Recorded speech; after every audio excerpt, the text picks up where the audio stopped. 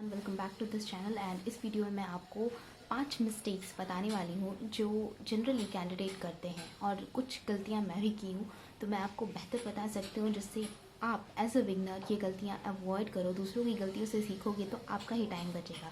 इसलिए दूसरों की गलतियाँ सुनो। सबसे ज़्यादा इम्पॉर्टेंट होती है गलतियाँ सुनना और सीखना, क्योंकि जो चीज़ एक सक्सेसफुल कैंडिडेट नहीं बता सकता वो आपको एक फेलियर कैंडिडेट ज़रूर बता सकता है। कुछ ऐसी चीज़ें जिसको आप अवॉइड करके आप अपना टाइम वेस्ट होने से बचा सकते हो। So let's start this video.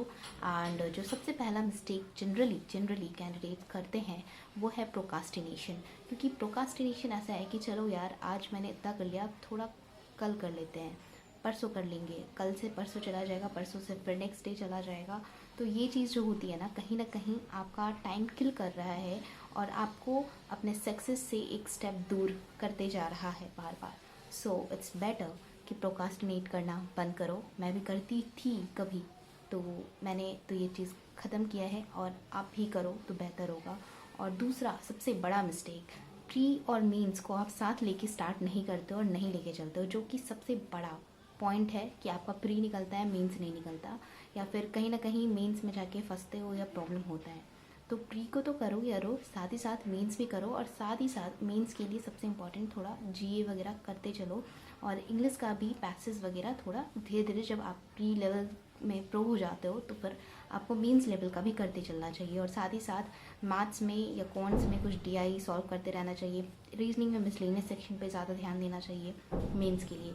तो आपको कहीं ना कहीं ये चीज़ करते रहना चाहिए। और तीसरा सबसे इम्पॉर्टेंट पॉइंट ये है कि आप जो है वो प्रैक्टिस करते कम हो। प्रैक्टिस कम करोगे तो कहीं ना कहीं ये प्रॉब्लम बन जाएगा कि अगर आप प्रैक्टिस नहीं करते हो तो आप कहीं ना कहीं कुछ 1 नंबर 2 नंबर 3 नंबर ऐसे से रहोगे। तो प्रैक्टिस बहुत ही ज़्यादा इम्पॉर्टेंट चीज़ है।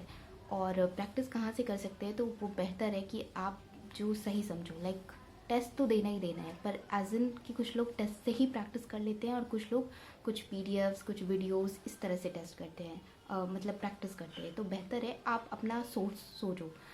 लाइक अगर आप कोई पीडीएफ वगैरह से कर रहे हो तो वीक में एक दिन टेस्ट दे लिया करो। और अगर आप डेली बेसिस पे टेस्ट से कर रहे हो, प्रैक्टिस की टेस्ट के क्वेश्चन बनाए, फिर उसको एनालिसिस के टाइम पे अच्छा खासा प्रैक्टिस आपका हो जाता है तो ठीक है। तो फिर कोई प्रॉब्लम नहीं है।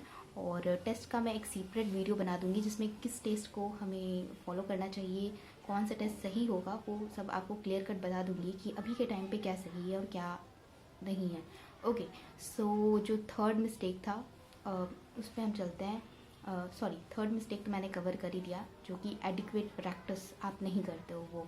और जो फोर्थ मिस्टेक होता है, जो आपने जो स्ट्रैटेजीज़ पकड़ी है, और जो स्ट्रैटेजीज टीचर्स, ऐसे ना होता है कि आप 2 महीने 1 महीने 15 दिन वो उस पर वर्कआउट किए और उसके बाद फिर उसको छोड़ दिया।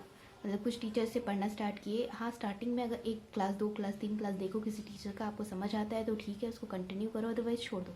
ऐसा नहीं है कि 10 15 दिन 20 दिन तक हम खींचे फिर नेक्स्ट टीचर को हम बदल लिए। तो ये चीज़ कहीं ना कहीं आपको प्रॉब्लम देगा।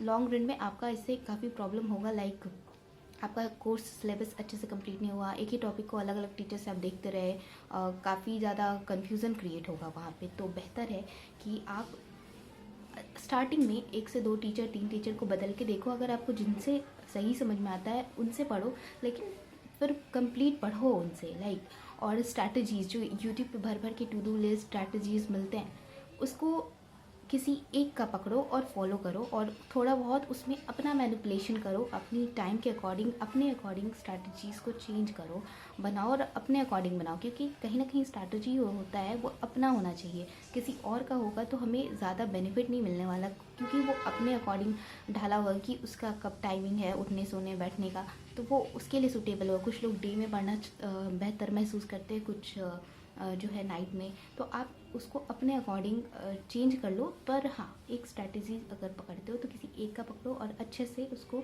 थोड़ा उसमें मैनिपुलेशन करके यूज़ करो, राइट। तो कहीं ना कहीं उसमें आपका पर्सनल टच होना चाहिए। ओके। एंड ये तो था आपका फोर्थ मिस्टेक। और फिफ्थ मिस्टेक जो होता है, राइट, वो फिफ्थ मिस्टेक होता है टेस्ट। टेस्ट का जो मिस्टेक होता है आपका, तो टेस्ट में क्या करते हो आप लोग कि जैसे ओली बोर्ड का टेस्ट पकड़ा तो ओली बोर्ड का ही टेस्ट सब दे रहे हैं, कभी कभी ऐसा भी कर लिया करो कि हार्ड टेस्ट देते हो तो इजी टेस्ट भी दो, क्योंकि आप सर्टेन नहीं हो कि एग्ज़ाम में जो है आपका वो हार्ड ही आएगा एग्ज़ाम या इजी आएगा एग्ज़ाम। तो जैसे आप एक बैलेंस बना के चलो, आज 2 टेस्ट हार्ड, मतलब कुछ दिन 2 टेस्ट हार्ड वाले दे दिए तो फिर 2 टेस्ट इजी वाले भी दे के चलो, प्री के लिए खासकर, और मेंस के लिए भी अब ये लागू हो गया है, क्योंकि आप देख ही चुके हो कि IBPS PO मेंस किस तरह से थोड़ा इजी आ गया था और SBI PO भी आ गया था मेंस का। तो बेहतर है कि इजी और मॉडरेट और हार्ड को बैलेंस बनाते हुए चला जाए टेस्ट में। हाँ, 2 सारे टेस्ट में 10-20 टेस्ट मिलते हैं आपको, जिसमें ऑलरेडी होता है इजी हार्ड करके, राइट।